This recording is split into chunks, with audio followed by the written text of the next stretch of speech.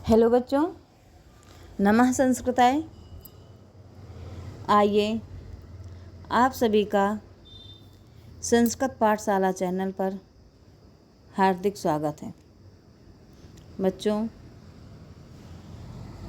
कल की क्लास में हमने आपको दूसरी संधि जिसका नाम था यड़ स्वर संधि, जिसका सूत्र था इको यड़ाची, यह बताया। इसका मतलब था एक प्रत्याहार, एक के अंतर्गत कौन से वर्ण आते हैं, ई, उ, री और ली। इनका यड़ आदेश होना, ई का या, उ का वा, री का रा और ली का ला आदेश क्रमशः होता था। बच्चों, बाद में 16 मिनट का ही वीडियो बन पाया था, बनाया तो पूरा गया था। कुछ उदाहरण बताए ही थे कि उसके बाद में नेट की कोई प्रॉब्लम पड़ गई और पूरा नहीं हो पाया। तो बच्चों, आप ये ध्यान देना कि आपकी पुस्तक में यड़ संधि की परिभाषा, सूत्र, उदाहरण सभी होंगे, लेकिन जो आपकी पुस्तक में उदाहरण हैं उन सभी उदाहरण को आप क्रमशः 2-2 करके, 5-5, 10-10 करके हल कर लेना। आपको आसानी से समझ में आ जाएगा। यदि कहीं पर कोई भी उदाहरण हल करने पर कुछ समझ में कम आ रहा हो, न ध्यान दे पा रहे हो, तो प्लीज़ कमेंट बॉक्स में कमेंट करके आप मुझे बताना। अब बच्चों, हमारा संधि का चैप्टर पूरा हो गया। संधियाँ 2 ही थी। इसके बाद में अगला चैप्टर आता है, जो उस चैप्टर का नाम है रूप। रूप की बात करें तो बच्चों, रूप 2 प्रकार के होते हैं, बाह्य रूप और आंतरिक रूप। समझ गए? रूप का मतलब देखा जाए तो बाह्य रूप वो हो गया जो आप दिखाने के लिए करते हैं कि हम कितने सुंदर हैं, और आंतरिक रूप ये हो गया कि बगल में छुरी रखे रहते हैं लोग और मौका ही मिलते रख देते हैं और कह देते हैं, ये अपना असली रूप नहीं दिखाते। तो ये इस रूप का मतलब आपकी सुंदरता, आपके चरित्र, आपका रूप, आपके गुण का की प्रशंसा नहीं हो रही। यहाँ यह रूप कुछ और चीज़ ही दर्शा रहा है। हमने इसलिए बताया कि 2 प्रकार के होते हैं, क्योंकि 2 तरह के रूप समाज में ज़्यादा प्रचलित होते हैं। जैसे कि हाथी के दांत दिखाने के कुछ और, खाने के कुछ और होते हैं, वही बात यहाँ लागू होती है। खैर, यह तो सामाजिकता है, सब में बातें आती जाती रहती हैं। बच्चों, यह रूप 2 प्रकार के होते हैं। एक होता है शब्द रूप और एक होता है धातु रूप। आप 2 रूप पढ़ेंगे, शब्द रूप और धातु रूप। शब्द रूप हमेशा शब्दों से बनता है। अब शब्द कह दो। अब जैसे कि शब्द होता है, राम क्या है तुम्हारा? शब्द है। राम है, रमा है, लता है, फल है, यह क्या है? आपके शब्द हैं। लेकिन अगर यहीं पर आप लिखेंगे पठ, पा, गम, ये क्या है? ये हमारी धातुएं हैं। धातुएं बच्चों, अगर देखा जाए तो धातुओं की गणना अगर समझाएं या बताएं कि कुल धातुएं कितनी होती हैं, तो लगभग, उसमें भी क्लियर नहीं, लेकिन लगभग 2000 धातुएं होती हैं। लगभग कितनी धातुएं होती हैं? 2000। और शब्द कितने होते हैं? अनगिनत। शब्दों का की कोई गणना नहीं। तो लगभग 2000 धातुएं होती हैं। फिर धातुओं में भी कई प्रकार होते हैं, वो ज़्यादा विस्तार हो जाएगा। तो रूप आप ये देखिए, रूप 2 प्रकार के होते हैं, शब्द रूप और धातु रूप। शब्द रूप विभक्तियों के अनुसार चलते हैं। शब्द रूप विभक्तियों के अनुसार चलते हैं। इसमें क्या होता है? विभक्तियाँ होती हैं।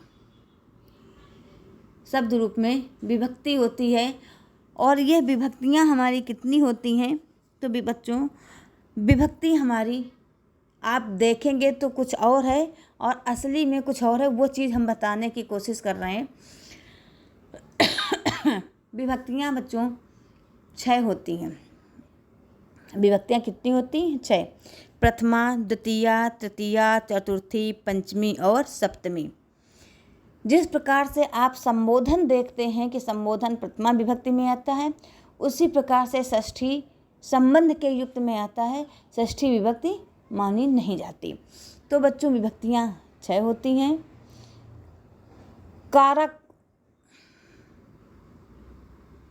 कारक कारक के हिसाब से कि कर्ता ने, देखिए विभक्तियों को याद करने का हम आपको क्रम बता दें। इस तरह से आप अपनी कॉपी पे बना सकते हैं कि कारक, और इधर से लाइन खींच के आगे लिखेंगे विभक्ति, कारक और विभक्ति। अब कारक में प्रथमा कारक होगा तो प्रथमा कारक होता है कर्ता। कर्ता कारक हो गया तो विभक्ति आ गई प्रथम। कर्ता कारक प्रथमा विभक्ति, कर्म कारक द्वितीया विभक्ति। अगर आप इस तरह से याद कर लें तो याद क्या समझ लें तो कोई बात ही नहीं कि प्रथमा, कर्ता प्रथमा, कर्म द्वितीया, करण तृतीया, संप्रदान चतुर्थी, अपादान पंचमी, संबंध षष्ठी और में पय पर सप्तमी, जिसको अधिकरण कहते हैं। ये चिन्ह होते हैं, वो कारक विभक्तियाँ चिन्ह अलग अलग होते हैं। तो कारक में हमारी जब होते हैं तो कारक की गणना होती है 6, विभक्तियों की संख्या होती है 7। अब कारक 6 क्यों होते हैं? संबंध कारक नहीं माना जाता और संबोधन विभक्ति नहीं मानी जाती, इसलिए विभक्ति हमारी 8 दिखती है ना। आप लोग जब याद करेंगे तो 8 पढ़ेंगे तो ऐसा लगेगा 8वें तक जा रहे हैं, लेकिन विभक्ति हमारी 7 होती हैं और कारक हमारे 6 होते हैं। तो बच्चों आप इस तरह से भी याद कर सकते हैं। आप चूँकि आजकल जो पढ़ाई है वो ट्रिक में ज़्यादा आश्रित हो चुकी है, और ट्रिक भी नहीं है, हम तो इसको चलते फिरते अगर आप 2 बार पढ़ लेंगे तो दिमाग में बैठ जाने वाली बात होती है। कर्ता ने अनुकर्म को करण चिन्ह से जान, संप्रदान को के लिए अपादान से मान, काकी के संबंध है में पय पर अधिकरण, संबोधन है भो अरे याद करो व्याकरण। अर्थात इसमें सभी विभक्तियाँ, सभी कारक, सभी चिन्ह मिश्रित दोहा हो जाता है। अब आप जब पढ़ेंगे कर्ता ने, फिर कर्म को, तो को हमारा क्या है? चिन्ह है। ने हमारा क्या है? चिन्ह है। कर्ता क्या है? कारक है। और कर्ता विभक्ति में प्रथमा है। तो इस तरह कर्ता ने अनुकर्म को, तो पहला आ गया कर्ता, फिर दूसरे में आ गया कर्म, तो जो गिनने वाली प्रक्रिया हो जाएगी ये विभक्ति हो जाएगी। तो बच्चों ये बात आप याद रखना। रूप बहुत इम्पॉर्टेंट है, आपको रूप याद करना पड़ेगा, और यह रूप याद करने का मतलब रटना नहीं है, समझना है। जैसे कि आपके पुस्तक में पहला रूप है फल। फल हमारा क्या है? फल हमारा अकारांत नपुंसक लिंग है, संज्ञा शब्द है। कौन सा शब्द है? संज्ञा शब्द है, और अकारांत नपुंसक लिंग है। अकारांत के पुल्लिंग के रूप, नपुंसक लिंग के रूप क्रमशः समान होते हैं, किंतु प्रथमा और द्वितीया विभक्ति को छोड़कर। प्रथमा और द्वितीया विभक्ति नपुंसक लिंग में अलग और पुल्लिंग में अलग होता है, बाकी क्रम से सभी रूप एक जैसे होते हैं। बच्चों आइए हम शब्द रूप का उच्चारण करवाएं। उच्चारण करेंगे यदि आप, तो आपके समझ में बात ज़्यादा बैठ जाएगी। अब फल का जब रूप याद करेंगे तो 2 वचन प्रथमा और द्वितीया का ही दिमाग में रख लें। प्रथमा की भांति ही द्वितीया भी है, प्रथमा की भांति द्वितीया भी है। ऐसा नहीं कि प्रथमा का रूप अलग है, द्वितीया का अलग है। प्रथमा और द्वितीया एक तरह से है। इसके बाद में यदि आपको राम के रूप याद हैं, बालक के रूप याद हैं, श्याम के रूप याद हैं, तो आप उसी तरह से भी बना सकते हैं। तो बच्चों अब जब विभक्तियाँ आएगी तो प्रथमा और द्वितीया इस तरह से भी आप लिख लेना। जैसे फल शब्द के रूप फिर यहाँ पर प्रथमा प्लस द्वितीया, फिर एक वचन, दो वचन, बहुवचन। अब इसमें लिखेंगे फलम फले फलानि, फलम फले फलानि।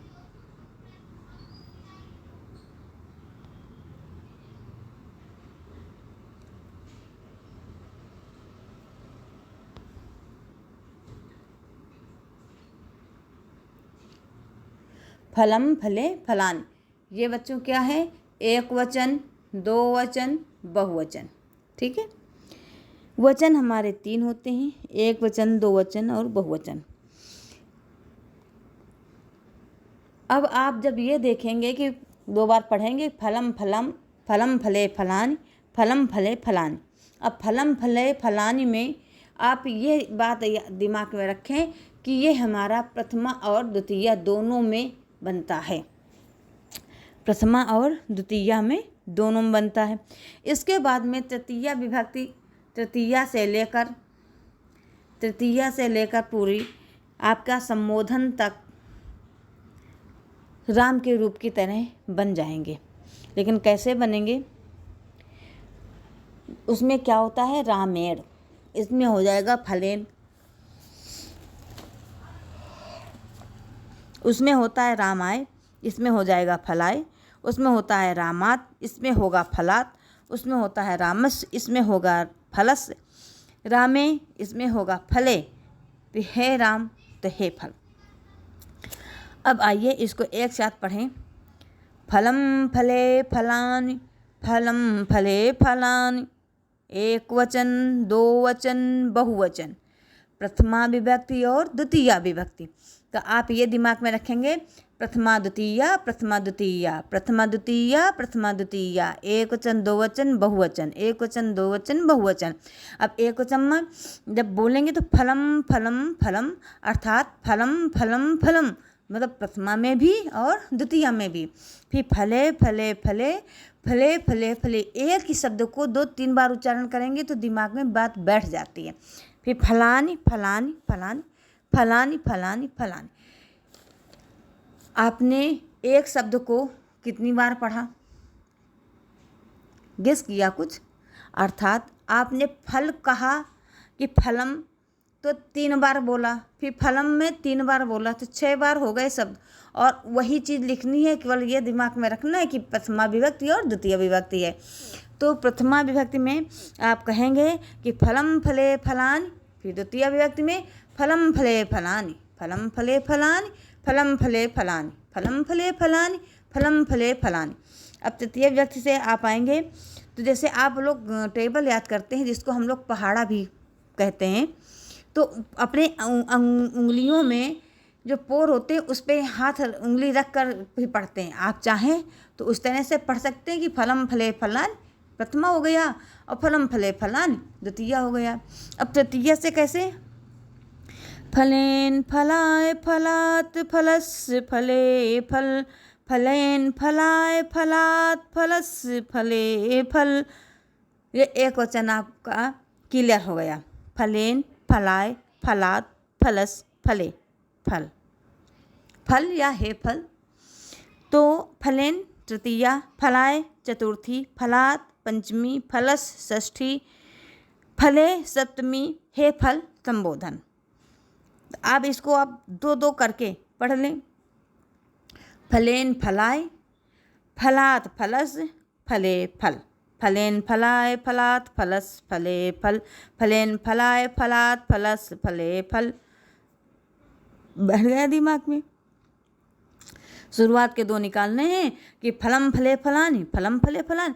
फिर इसके बाद में क्रमशः एक वचन में फलेन फलाय फलेन फलाय फलात फलस फलात फलस फले फल फले फल, अर्थात फलेन फलाय फलात फलस फले फल। आपको एक साथ बोलने में दिक्कत होती है, 2-2 बार कर 2-2 शब्द लेकर बोल दीजिए। फलेन फलाय तृतीया चतुर्थी, फलात फलस पंचमी षष्ठी, फले फल सप्तमी संबोधन। अब अगर आपका एक वचन तैयार हो गया तो दो वचन में आप जब देखेंगे तो तृतीया, चतुर्थी, पंचमी तीनों में एक ही रूप हो चलता है, षष्ठी और सप्तमी एक ही चलता है, और संबोधन में भी अलग हो गया। तो फलाभ्याम फलयोः फले, फलाभ्याम फलयोः फले, फलाभ्याम फलयोः फले। अब फलाभ्याम द्वितीया और प्रथमा को छोड़कर आप पढ़ रहे हैं, यह दिमाग में बनाए रखना है। तो फलाभ्याम हमारा किस में आएगा? तृतीया विभक्ति के दो वचन में। अब दो वचन में फलाभ्याम तृतीया में है, तो तृतीया, चतुर्थी, पंचमी सेम होगा, एक ही शब्द होगा। फिर षष्ठी और सप्तमी फलयोः फलयोः फलयोः फलयोः, हे फले हे फले। तो जिसपे आपने 2-3 बार 3 शब्द पढ़े, तृतीया विवचन भी तैयार हो जाएगा। इसके बाद जब आप बहुवचन पढ़ेंगे तो बहुवचन में तृतीया विभक्ति से जब चालू करेंगे तो क्या बनेगा? फलैः। क्या बनेगा? फलैः। फिर फलेभ्यः फलेभ्यः, फलानां फलेषु, हे फलानि, फलैः फलेभ्यः फलानां फलेषु, फलैः फलेभ्यः फलानां फलेषु। 4 आपने याद किया। अब फलाभ्याम आप जब फलैः फलेभ्यः पढ़ेंगे तो फलेभ्यः आपको दिमाग में रखना है कि तृतीया विभक्ति और चतुर्थी विभक्ति और पंचमी विभक्ति दोनों का बहुवचन सेम होता है, चतुर्थी और पंचमी का। तो तृतीया का तो आपने पढ़ लिया, फलैः अलग हो गया, और फलेभ्यः फलेभ्यः चतुर्थी पंचमी, फलानां फलेषु षष्ठी सप्तमी, हे फलानि संबोधन। इसी प्रकार बच्चों आपके और भी रूप बनेंगे। लेकिन बच्चों एक बात आप लोग नोट कर लो, बहुत ही इम्पोर्टेंट है। आप एक नोट से बनाना, जब रूप लिखना तो उसमें लिखना द्विवचन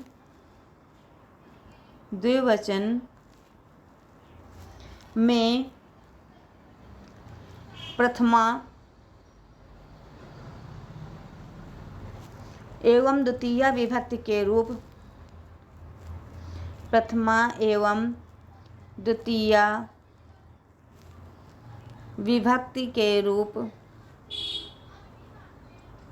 द्वितीया विभक्ति के रूप, तृतीया, चतुर्थी, पंचमी के रूप, तृतीया, चतुर्थी, पंचमी विभक्ति के रूप तथा षष्ठी एवं सप्तमी के रूप, तथा षष्ठी एवं सप्तमी विभक्ति के रूप समान होते हैं।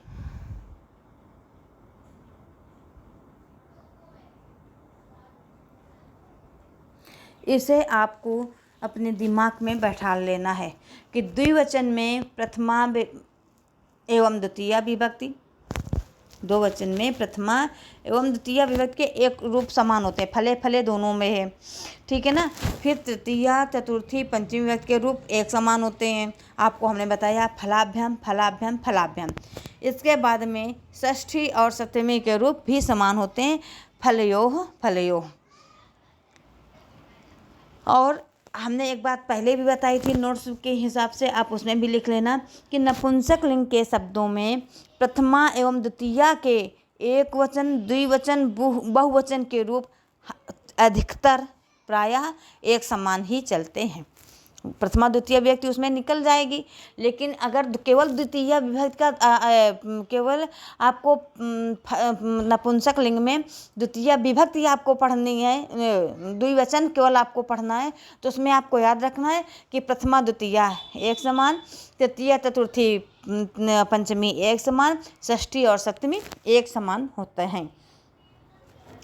एक साथ आपको यह पढ़कर बता दें और आप लोग भी इसका उच्चारण जरूर करें। फलम फले फलानि, फलं फले फलानि, फलं फले फलानि, फलं फले फलानि, फलेन फलाय, फलेन फलाय, फलात् फलस्य, फलात् फलस्य, फले फल, फले फल, फलाभ्यां फलाभ्यां फलाभ्यां, फलाभ्यां फलाभ्यां फलाभ्यां, फलयोः फलयोः हे फले, फलयोः फलयोः हे फले, फलयोः फलयोः हे फले, फलैः फलेभ्यः फलेभ्यः, फलैः फलेभ्यः फलेभ्यः, फलानां फलेषु फलानि, फलानां फलेषु फलानि। आप इस तरह जब उच्चारण करेंगे तो आपके दिमाग में बात बैठ जाएगी। रटने की कोशिश मत करना, समझ कर चलना। आपका काम, आपका पूरा ये वर्क समझ में आ जाएगा। इसके नीचे आप देख रहे होंगे टिप्पणी में यहाँ लिखा हुआ है,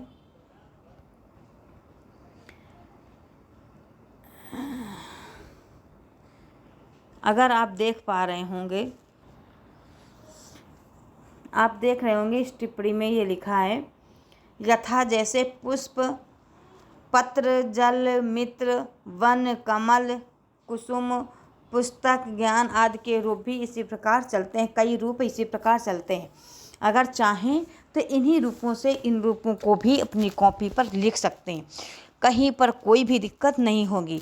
जिस प्रकार से इसमें लिखा हुआ है वही लिखना है। एक बार सभी रूपों के पूरा क्रम से पढ़कर हम आपको बता दे रहे हैं।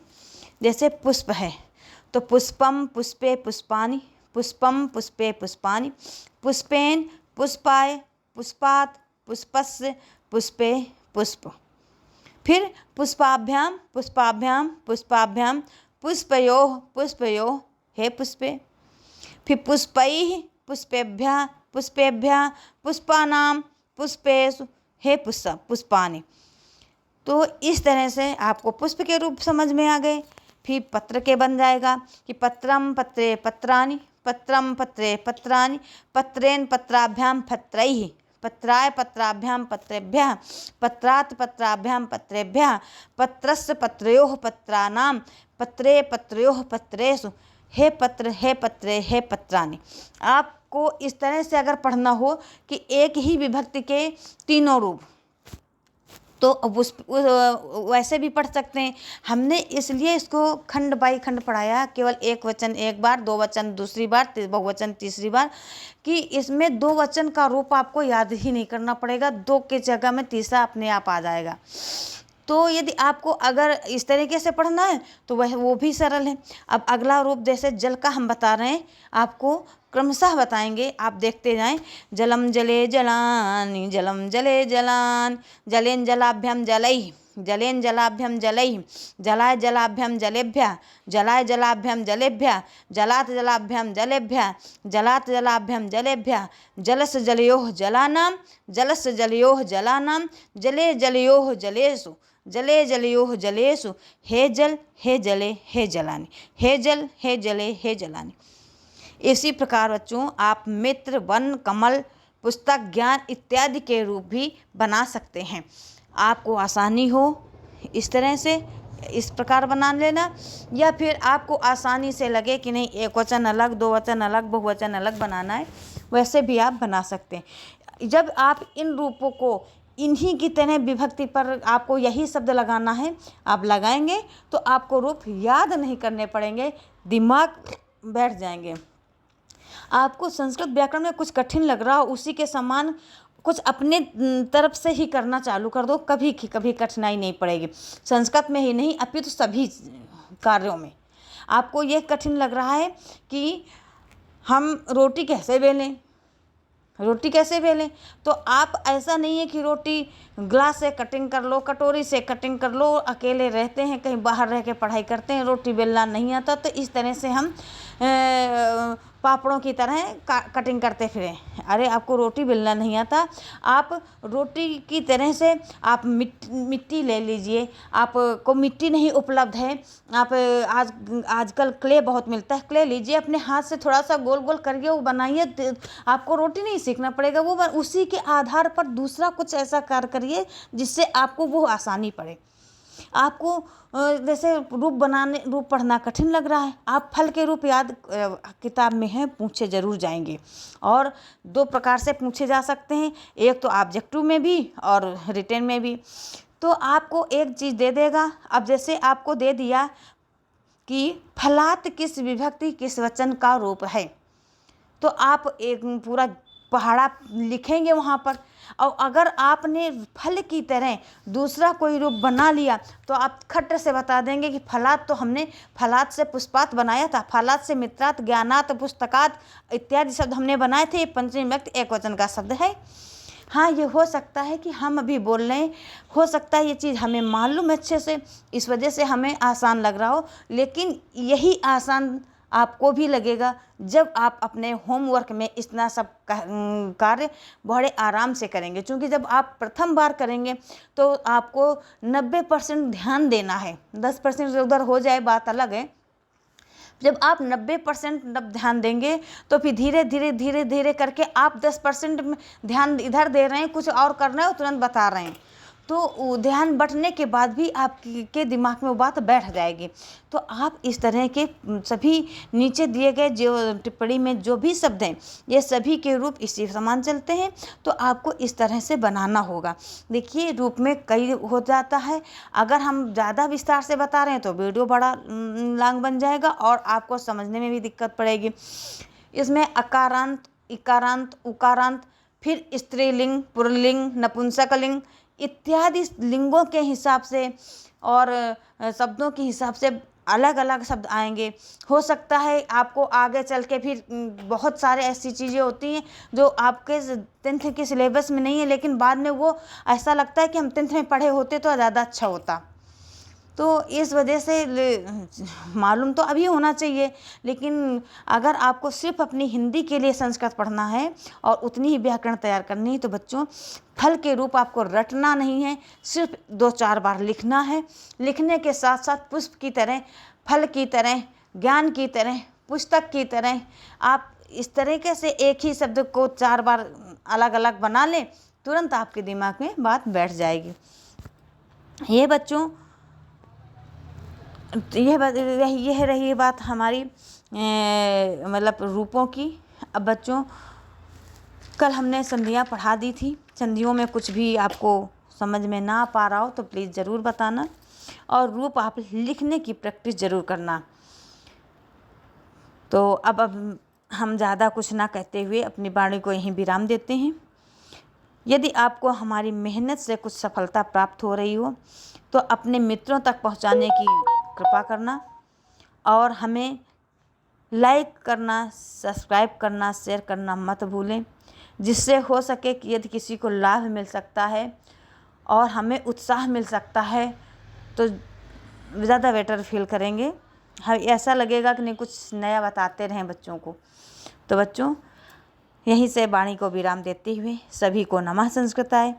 जय माता दी, जय हिंद, जय भारत।